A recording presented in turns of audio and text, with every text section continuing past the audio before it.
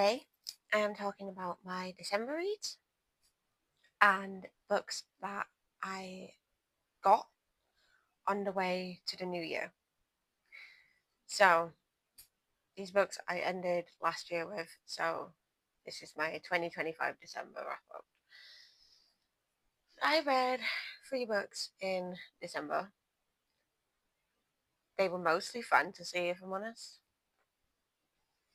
So let's start with the first one that I read. I read Alchemized by Senlin Yu.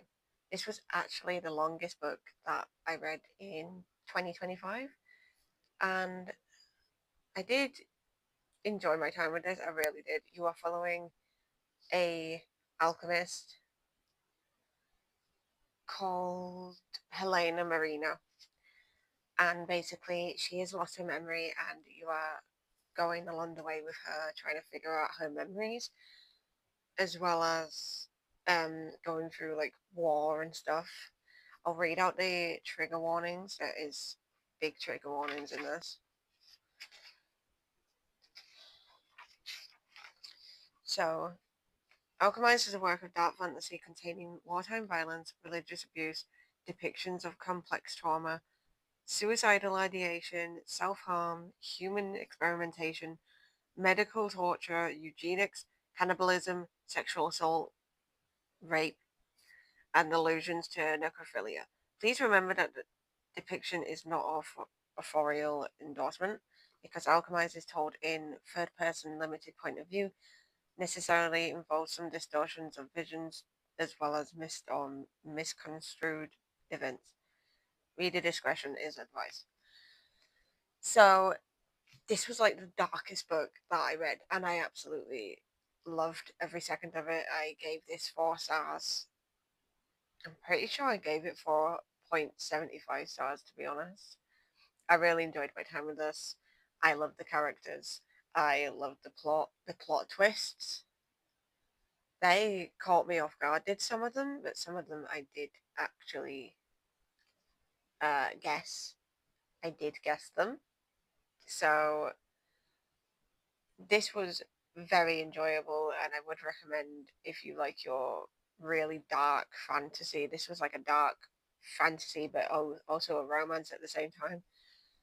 I feel like the reason why I didn't give it 5 stars is because I feel like the ending was a little bit rushed. However, it is over 1,000 pages, so I do understand why Senlin Yu rushed the ending a little bit. But I really enjoyed my time with this, and I can't wait to see what else Senlin Yu brings out.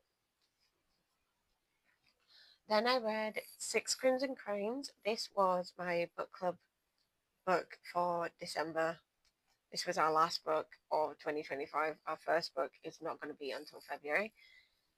And this, in this, you are following Princess Shiori and her 6 brothers. Her 6 brothers got turned into cranes. The plot twist in this was very, very good. I can't wait to read the second one. The second one is called A Dragon's Promise.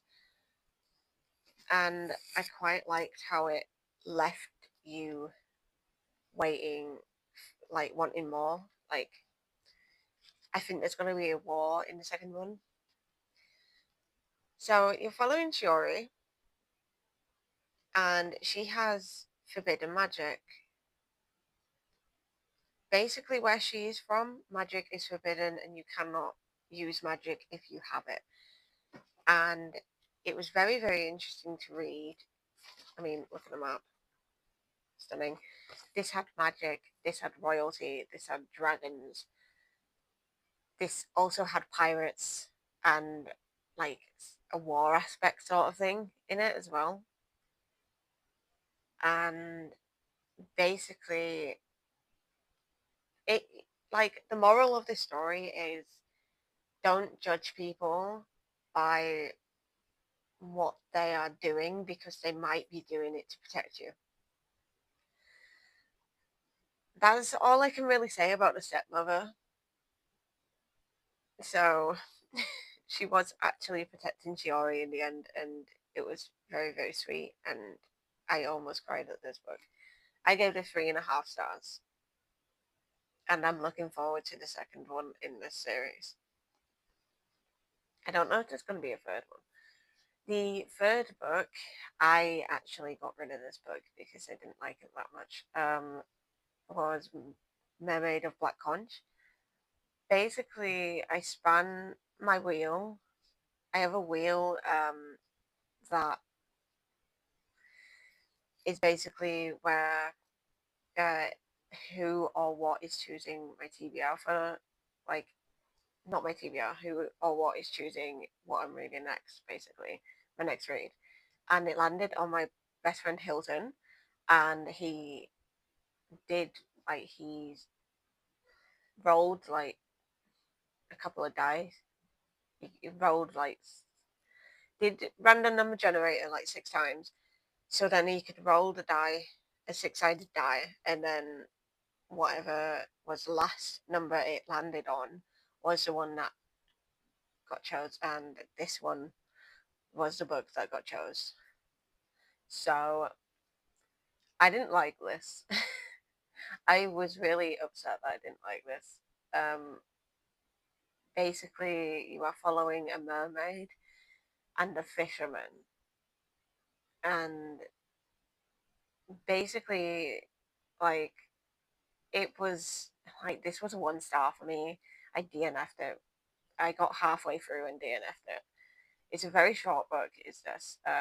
But basically, it was like you meet the mermaid, you meet the fisherman, then the mermaid gets captured, the fisherman saves her, and then she has to learn how to speak and talk and walk, basically. And it was just, to me, it was quite boring. I'm not gonna lie, there wasn't any oomph in this for me. But if you like magical realism, you might like this.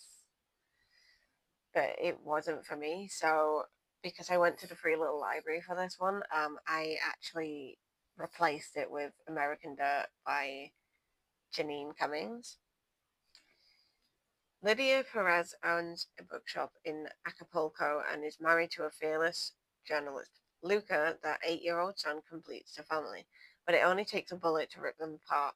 In a city on the grip of a drug cartel, friends become enemies overnight, and Lydia has no choice but to flee with Luca at her side, north for the border, whatever it takes to stay alive. The journey is dangerous not only for them, but for those they encounter along the way. Who can be trusted, and what sacrifices is Lydia prepared to make? So I'm excited to get to this, but this was not added to the TBR. This was actually replacing the book on the TBR, so it doesn't count. Then the books that I obtained, because it was Yule, I got 3 books for Yule, meaning I have to read minimum 3 books in January. Now, I got the collector's edition of Shadow and Bone. It's got blue sprayed edges, and at the back it says like calls to like.